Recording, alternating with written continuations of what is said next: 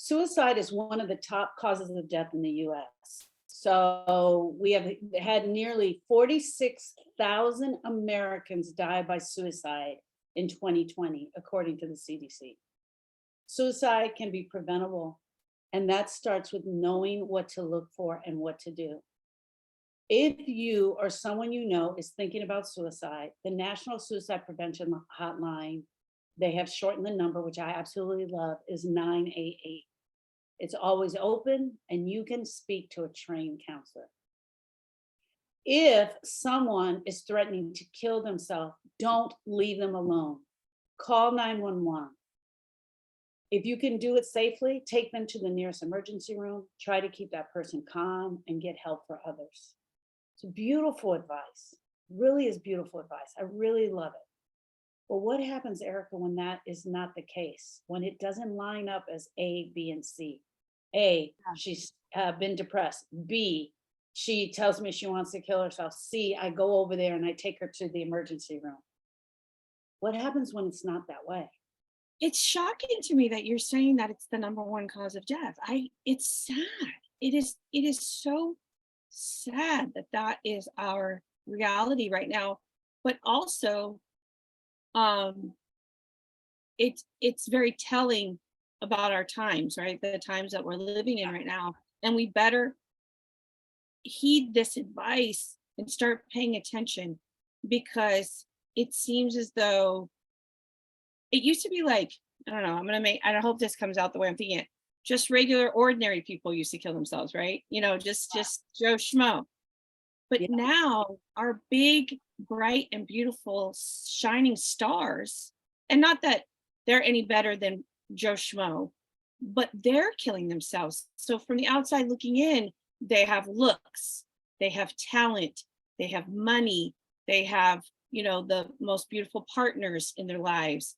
They have this lifestyle that growing up, we've all envied the lifestyle of the rich and famous, right?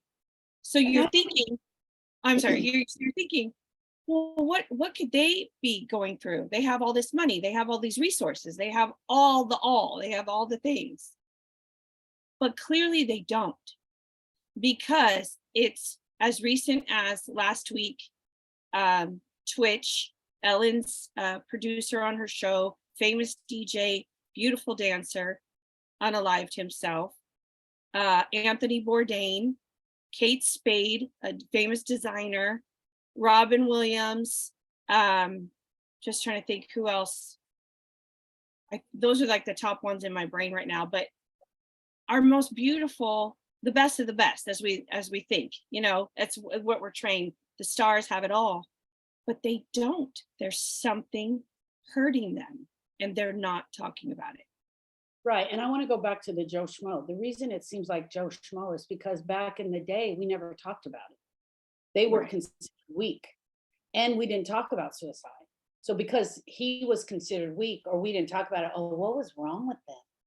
Yeah. Because that was happening and we didn't talk about it, it just got pushed under the rug. But because of a Robin Williams and an Anthony Bourdain and a Kate Spade, we're now talking about it. But one of the other things that we're talking about is when you talk to that person, how to talk to that person, and what are the things to say. So some of the warning signs: people don't commit suicide because they want to die. People don't commit suicide because they want to unalive themselves. They want their pain to end. They want their pain to stop. They want this pain to stop. And yes, like what you were saying, they can have that be portraying this totally beautiful picture on the outside. And one of the things that's killing us the most, I believe, is social media, because we're portraying that everything is perfect in our social media, but yet we're dying inside. We got to start talking about the ugly. We got to, whether or not you even have the right words to say, we just, the people hurting need to say how dark it is, and how, for some reason we have, and we just said we're going to make this another show, but we have this impression in our world and in society that sad or heartbroken or pain is bad. Okay, I agree with you. So one of the things that you and I, okay, Erica, what do you call all of this? The people that what deep down, what is it? Deep down, what is going on in their heart? Grief. Yes, Well, 100%. you and I will call it. It's grief, it's brokenness, it's the years of pain. Grief is any brokenness that occurs in our heart, any loss that occurs in our heart. And we know for a fact, and you and I pinpointed even back to 2 and 3 year old, 2 and 3 years old, you and I have stories of grieving experiences that happened to us. That's number one. Number two, um, there are when we came here, we agreed to feel all of the emotions. Call it God, call it the universe, call it whatever you want. We agreed that we were going to have these emotions and we were going to feel them. One side of our heart was going to feel sad, lonely, isolated, broken. The other side of our heart was going to feel happy, joy, elation. Mhm. What happens over time, and we don't know, you and I can't pinpoint it, at some point in society, the one side of our heart, the feelings that we had and the emotions of the sadness and brokenness on our heart, people started telling us that that was no good. Don't feel that. Don't show the emotions of it. Mhm. And what is happening to us now is years and years of covering up those emotions. You stop that crying right now, or I'm going to give you something to cry for. You don't cry. You and I were just, we actually made it into a joke, but we both remember going to our parents and saying, I feel sad or I'm Yeah. unhappy. And our parents telling us that we didn't even know what sadness was. Yeah. Like literally, like really correcting us, right? Yeah. That is a generational curse that has got to be broken. Very, very true. Across all cultures, because it's not just, the way it's, I think it's across the board. I see it in all different cultures where you're trained out of your emotions, Yeah. because that the older generations, children were to be seen and not heard. So can you really imagine those generations of pain and things that have been bottled up inside because you weren't even allowed to speak anything? You're just we had you just to look at you and for you to get up and work the farm or whatever it was. So yeah, definitely, definitely a challenge for sure. What I experienced when I felt my deep, dark brokenness um, after Donovan died, I already knew I could see and understand why people would take those steps, but I knew I would never do that to Lewis, Jordan, or Kayla. They had already been through so much. I never wanted to put them through one more ounce of pain. So that is what really prevented me from going there or even allowing myself to go there because of them. So I at least was very clear with myself that I would not do that to them. But there are people like Twitch. You look at his, I'm sure he never wanted to inflict this much pain on his beautiful wife and children. But it's something that I believe is done on impulse. I believe that the old thought process with that a lot of planning and time and effort went into these decisions. I don't think that that's always the case. I think that people just do it impulsively because they just want the pain to stop and they Yeah. don't know another way out. And it was always seen as a very selfish act because that's how I thought of it when our cousin's husband um, took his own life. I thought, my God, that's so selfish because he left her and their children, who he adored his family above anything. But I really believe that it was an impulse thing because he just wanted to make the pain stop. We gotta let people know you can sit in the pain. You can bring your pain to a safe space and talk about it. You can unburden yourself. Taking your life doesn't have to be the only answer. So I think also that I'm going to speak from my own experience. We just recorded a show with my daughter Brittany, who was talking about her uh, deep depressive disorder, right?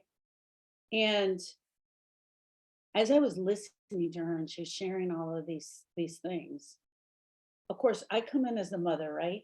And I'm like, what's wrong? Tell me what's wrong. I'm going to fix this. I don't want you to be in pain. Who wants their child to be in pain? Who wants Yeah. their child to feel this? And even though I know this, right? I don't want my child to be broken. I don't want her to feel sad. So what can I do to fix this? How can I make this better?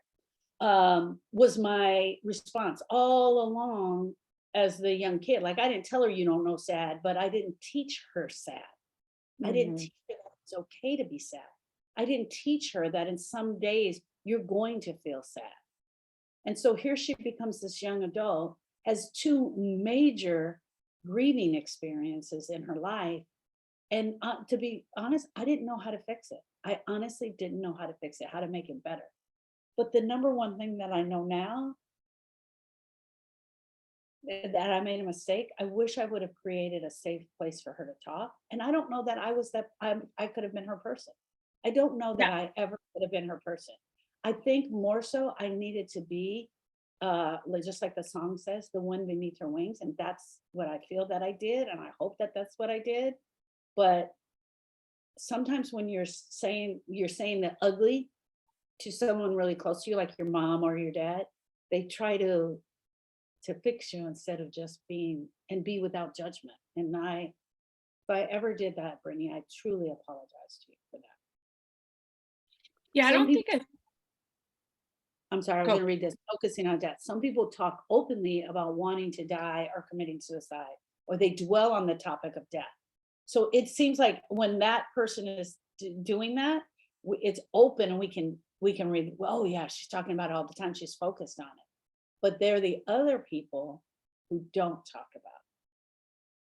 Yeah. Well, I mean, it seems as though the cases that have been very much in the public eye of the celebrities, it doesn't seem like they talked about it or gave any indication. Like just what I read about from Twitch's wife, they had celebrated their wedding anniversary a couple days prior, and I think they did a video the day before of them dancing, and I mean, his face, just looking at his face, you see animation, you see a beautiful smile, you see just love radiating. And I think that's why this has affected so many people, is every video that they've done, you just see this immense love that they as a couple have for each other. And she said, he said he I don't know if he communicated he was leaving, but his car was there. So the fact that his car was still there and he had left the home, she immediately went to the police station and she's like, something is wrong. And I just, as a wife, tried to think if that would be my go-to with Lewis. Like because this has happened. We live in the country. So the first thing I do when I walk outside and I can't find him is I count cars. Because I'm like, okay, his work truck is here, his work car is here, the newer truck is here. Like I'm like, okay. So then I go look at the side by sides, because in the country you got to have many methods of travel. So then I look at the side by sides, both sides. And so I'm like, okay, where did he go? My only thing is, where did he go? Not ever, oh my God, something bad has happened. Yeah, So that's why I'm wondering, what is the difference? Was she aware? Had he yeah. communicated certain things? So, and then they ended up getting the phone call that a body was found in a hotel. I'm constantly thinking about that. What makes it different when I walk outside and can't find Lewis and see all the cars there, to her walking outside, seeing the car is there and he's not there? I can only imagine there were a lot of pieces to the puzzle that only she knew and that she didn't, Absolutely. that we weren't aware of. This pain that we're talking about happens in our heart. This pain is happening in your heart. These emotions are happening in your heart. They're not happening in your brain.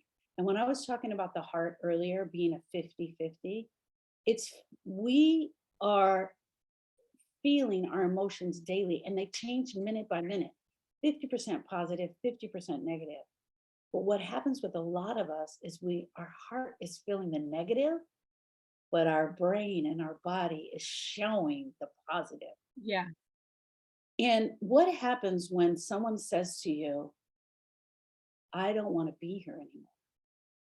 Is that for a lot of us, we absolutely freak out. We freak out. And I want to encourage anybody who's hearing this message. And if someone is telling you, I don't want to be here anymore, I don't see any reason for living, I think the next thing you ought to do is ask them a question, man, that must really suck. Tell me what that feels like. Where are you feeling that in your body? See if you can draw them out. Don't run and retreat and call 911. Get in there with them and ask the next question I without think, judgment. yeah, 100% without judgment. You cannot judge someone who's really sharing openly and honestly from their heart. That is the biggest thing that I think needs to be understood. But I would say, even just judging the conversation before asking a question, just acknowledging that Yeah, emotion. Like, wow, yeah, that must feel awful. I'm so sorry you're going through this. Can we talk about it more? Would be the question, I would say. yeah, Because I think some people, if you start asking questions, it makes them feel interrogated. So then yeah. they get guarded. So I would just acknowledge the emotion and allow uncomfortable silences. Yeah. If someone has shared something, I don't want to be here anymore, allow that to just hang in the air for a minute. So yeah, don't interrogate them by all stretch of the imagination. Let me take this one step further. If you don't know what to say, first of all, you shouldn't know what to say. There's nothing that you can say that's going to change this. So there's nothing you can say. And the reason that I say ask the questions without interrogating is because I really find, even when a lot of times when I'm dealing with the grievers, if I just ask the questions, they start doing the searching in themselves, Yeah. help them find the answer.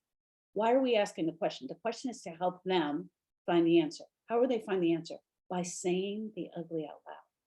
When you hear yourself say whatever it is, that's when you're like, wow, I didn't realize that's what it was. And that's why the question. So yes, I Yeah, no, agree. no. When you said ask the questions, it wasn't that I felt like that was the wrong advice. I was imagining me as a mom, and I live in a place of, I dwell in fear constantly for the Yeah. kids.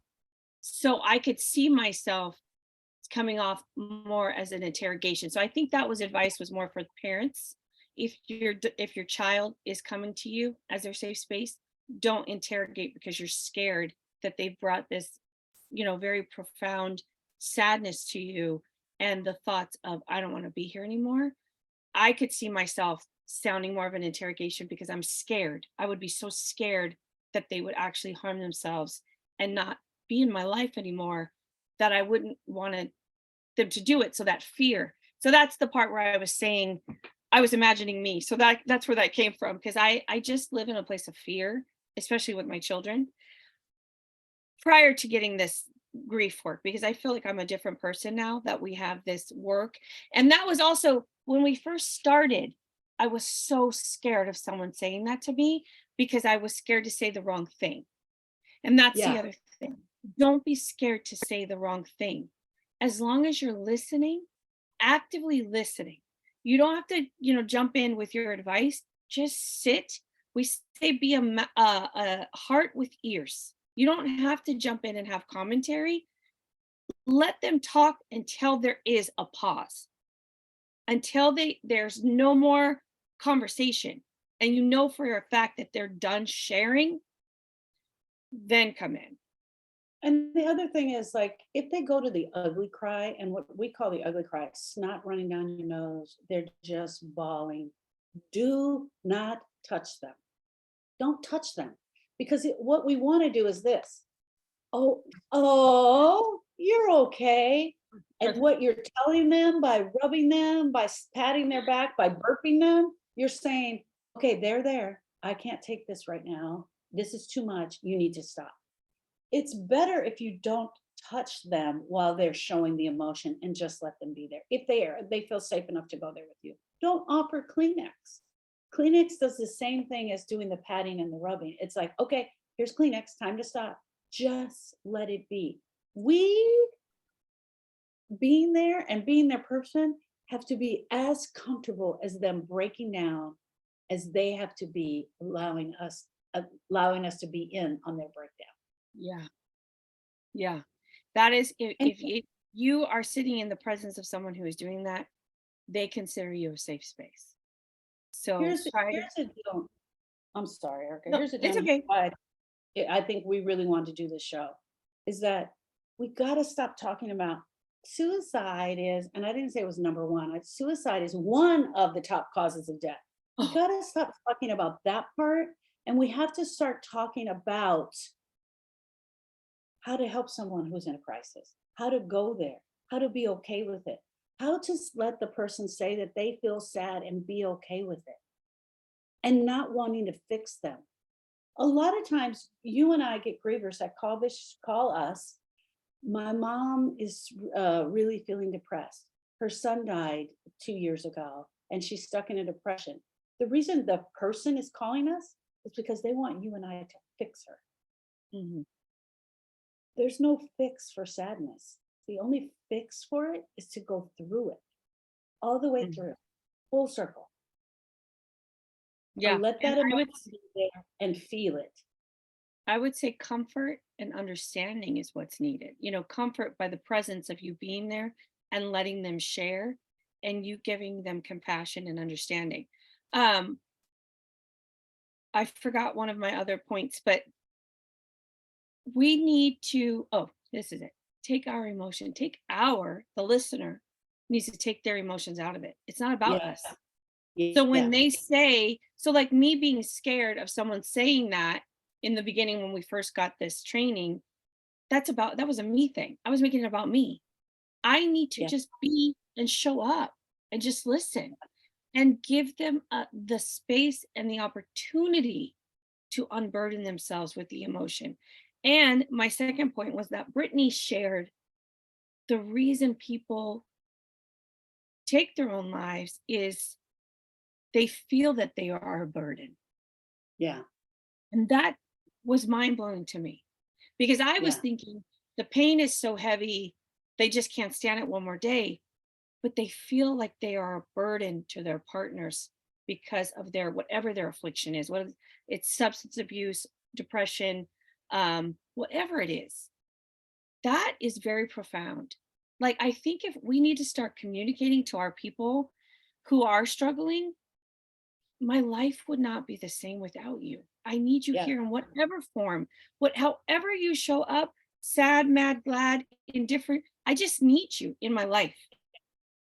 yeah. Don't take that away from me. Having those conversations and allowing them, and that you and I are going to do then part three to this, which is going to be talking to the kids at a very early age about emotions and changing the conversation. We got to change the conversation. So let's talk a little bit about how to help. I want you, no matter who you are or where you're showing up on the person's list, to take all suicide talk and signs very serious. Take it serious. If they say it, take it serious. Your involvement and support to help them is going to be so important. And don't be afraid to ask the question. Have you thought about unaliving yourself? Do you have a plan? Then ask them about the plan. What is your plan? What is your plan? Let them tell you. Now, if you can get them to go that far, you need to be calling, definitely calling 911 and getting them help. Get them in front of a professional that can help them. But don't be afraid to have the conversation. Sometimes having the person say it out loud and share it with one other person will help them not to make the decision that day. Talk about how important the person is to you and how important you need them in your life. That is one of the things you just shared. Um, Talking about it won't make the person act out on it right then and there. If you talk about it, trust me, they're not going to do it right then and there. If you can get them talking, that's absolutely really good because they're going to talk to you about it.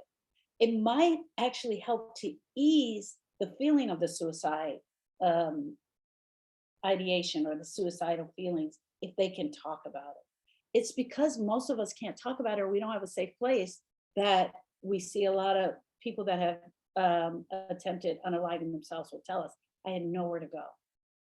Encourage them to get help. One of the things that Brittany said, I'm going to finish on this last one, was that she loved doing the therapy online because she didn't have to get up and get dressed, but she had a Mhm. safe person to talk to. I was not her person. I was never going to be her person. she was never going to allow me into what she was feeling, because she was feeling, I believe she felt that I was judging her. And in some parts, to be honest with you, I was judging in the sense of, I'm your mother. I can help you. Oh, and the habits were there. Come on, Brittany, let's get going. Let's get moving. Let's do this. But one of the things I do remember, and I want to share this, is that I felt so calm. I think I even shared it with you. I said to you one day, I said, I'm totally not freaking out. Like, I knew she was going to get treatment, and I felt like it was okay. And I wasn't freaking out. Like, I felt like this would be so much more dramatic. And I Mhm. was just trying to be there and push her towards where she needed to Well, because I think at the end of it all, you just want her to be okay. So it doesn't go. Yeah, of matter course. Of how, course. what, in what form or shape the help comes in, you just want her to get it. So I think that's what the fact that she was pursuing it gives you that calm of like, she's going to get to where she needs to be, Yeah. you know, and believing in Brittany, because Brittany is very strong-willed. The one thing that we know from a very early age, she has made it clear to you her thoughts and feelings and what she will and will not do. So I think that she has an extreme resolve to always be okay, even though she struggles getting there. Um, Going back to Brittany getting on the therapy online, I think that's why the help, the tip lines are, for suicidal people to call. Sometimes it's easier to talk to a stranger. Yeah.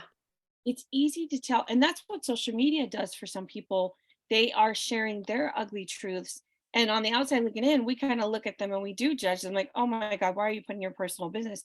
But sometimes that's the way Yeah. they need to go to get help. It's easier to share with your strangers than share it with, a lot of what you read about Brittany's true feelings, you read on her posts because she Yeah. still doesn't openly talk about it.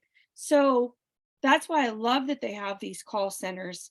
And I really hope that people are utilizing them because strangers won't judge you. They don't know your day to day. They don't know, that you're drinking the minute you wake up in the morning. And even if you are, it doesn't matter to them because what they want to do is make sure you make it through another day. Yeah. So if you don't feel as though anyone in your current and immediate circle is your person, dial the 988 number and talk to someone that can help you. They won't judge you. They don't live in your life. They don't see your story. They don't see that, like Brittany says, she's not putting on pants. It doesn't matter. They just want to get you better, feeling better, so that you don't feel as though taking your life is the only answer. Yeah.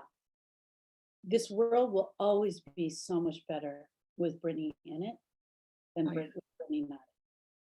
And I just, as a mother, speaking that to Brittany, knowing that she's been in pain and this is a struggle that she's having, my life will always be so much better.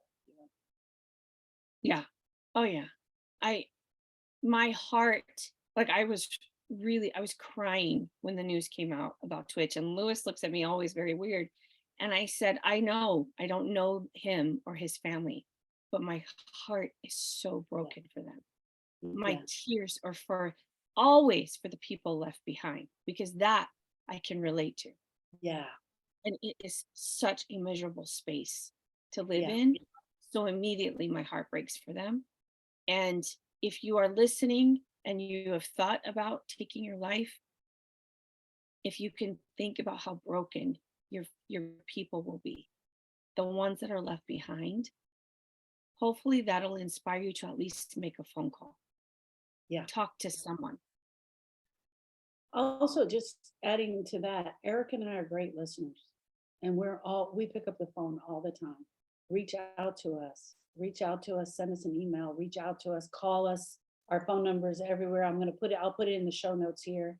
We're also great listeners, and we talk to people that call us one time, all the time, and help them through. And hopefully, we've been the shining light for someone. This is it's a conversation that needs to be had every single day in and day out. We've got to change the conversation on death, suicide, and grief and abandonment. Yeah, and we need to start having it in kindergarten. Like, no joke, I'm not, we need to start having it with children so that they grow up knowing that all emotions are normal, no matter how they show up. And we just got to figure out how to allow them in so that we can continue to move forward. Yes. All right, friends, we're here for you. We'll talk to you soon. Bye. Bye, friends.